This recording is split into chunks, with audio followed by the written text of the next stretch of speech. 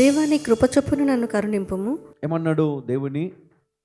దేవా నీ కృప చొప్పున నన్ను కరుణింపుము. నీ వాత్సల్య బాహుల్యము చొప్పున నా అతిక్రమములను తుడిచివేయి. నా అతిక్రమములను తుడిచివేయుము. నా దోషము పోవునట్లు నన్ను బాగుగా కడుగుము. అంటే దావీదు ఘోరమైన పాపము చేసినప్పటికీ దావీదు ఏం చేయగలిగాడు? ఆయన పశ్చాత్తాప పడినప్పుడు దేవుడు అతన్ని క్షమించాడు. హల్లెలూయా. పశ్చాత్తాపం. ఈరోజు మనకి ఆ పశ్చాత్తాపం లేదు కదా. మనం పశ్చాత్తాపడాల, ఆలోచన చేయాల. పొరపాటున కొన్నిసార్లు మనము కొంతమందిని తిట్టేస్తాం, అరచేస్తాం, కొన్నిసార్లు వాళ్ళపైన ప్రతీకారం తీర్చుకుంటాం, కొట్టేస్తాం, వాళ్ళకి నష్టం కూడా చేస్తాం కొన్నిసార్లు. నీ తప్పును గ్రహించినప్పుడు నువ్వేం చేయాలి? దేవుని సన్నిధిలో, హల్లెలూయా, దేవుని సన్నిధిలో దావీదు పశ్చాత్తాపడ్డాడు.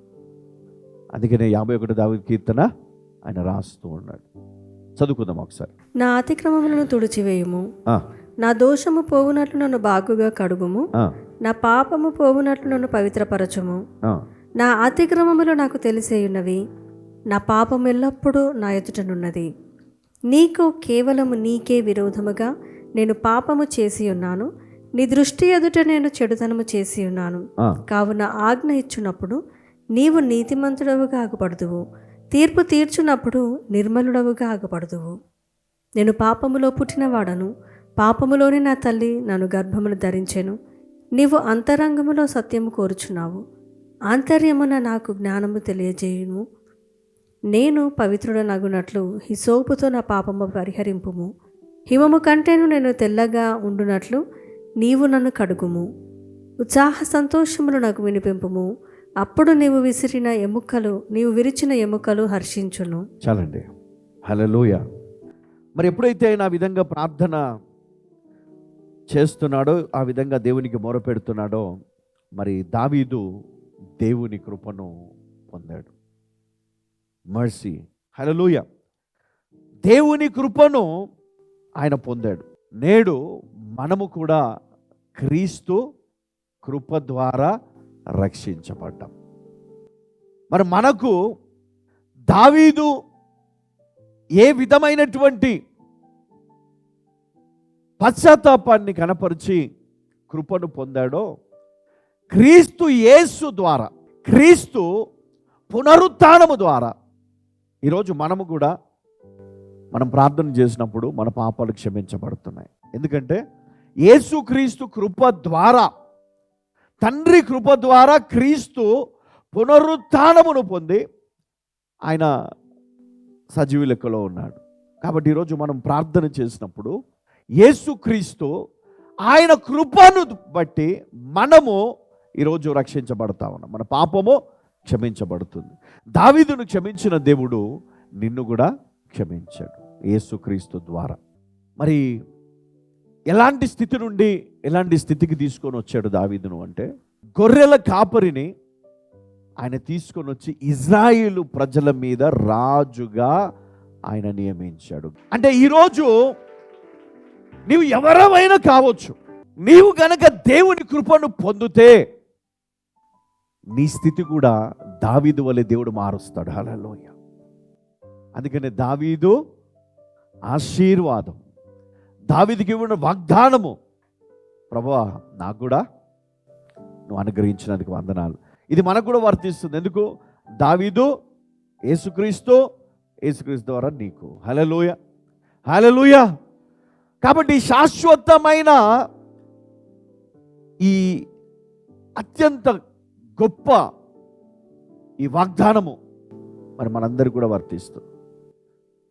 దేవుడు ఎందుకు ఆశీర్వదించాడు దావీదును? అతనికి ఉన్నటువంటి అపారమైనటువంటి భక్తి. దేవుడు ఎందుకు క్షమించాడు ఈ భయంకరమైన పాపము నుండి? ఆయనకున్నటువంటి అపారమైన విశ్వాసమును బట్టి.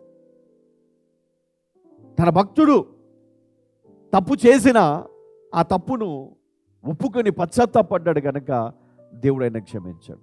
నీవు కూడా అలాంటి వ్యక్తివైతే ఈరోజు నిన్ను పరీక్షించుకొని నీ తప్పును గనుక నువ్వు ఒప్పుకునే వ్యక్తిగా నువ్వు ఉంటే, నీ పాపాన్ని నువ్వు ఒప్పుకునే వ్యక్తిగా నువ్వు ఉంటే, తప్పకుండా దేవుని కృప నీ మీద కూడా ఉంటుంది. అప్పుడు నీవు ఆశీర్వదించబడతావు, నీ పిల్లలు ఆశీర్వదించబడతారు, నీవు ఉద్యోగంలో ఆశీర్వదించబడతావు, నీవు పొలములో ఆశీర్వదించబడతావు, నీ గర్భఫలం ఆశీర్వదించబడుతుంది, నీ యొక్క సంపదలన్నీ కూడా ఆశీర్వదించబడుతుంది, నీకు మంచి ఆరోగ్యం కూడా దేవుడు ఇస్తాడు. నిన్ను ఆశీర్వదించిన వారిని దేవుడు వారిని ఆశీర్వదిస్తాడు. హల్లెలూయా. దేవుడు మరి తన భక్తుడైన దావీదును ఏ విధంగా రక్షించాడు అంటే, అనుకోకుండా వచ్చినటువంటి యుద్ధం, అందులో ఇతడు ముందుకు వెళ్ళడం, ఆ గొలియాతు చేతిలో నుండి దేవుడు అతన్ని రక్షించాడు. సౌలు చేతిలో నుండి, అంటే శత్రువు చేతిలో నుండి ఆయనను కాపాడాడు. తన రెక్కల కింద దావీదుకు ఆశ్రయమునిచ్చాడు.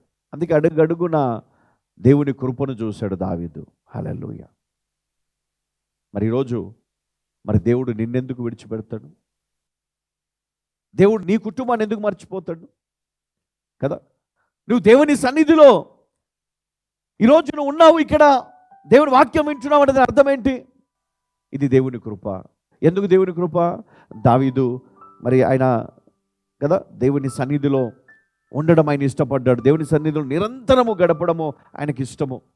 మరి అదేవిధంగా ఈరోజు మనము దేవుని సన్నిధిలో ఉండడానికి ఇష్టపడుతున్నాం. దేవుని సన్నిధిలో మన జీవితాలను కట్టుకోవడానికి ఇష్టపడుతున్నాం. దేవుని సన్నిధిలో దేవుని వాక్యము ద్వారా మన జీవితాలను వెలిగించుకోవడానికి ఇష్టపడుతున్నాం. మన పిల్లలను మరి కాపాడుకోవడానికి, మరి వారిని సరైన మార్గంలో నడిపించడానికి, దేవునిలో పెంచడానికి మనం ఇష్టపడుతున్నాం. అందుకనే దేవుని కృప ఈరోజు మనందరిపైన ఉంది.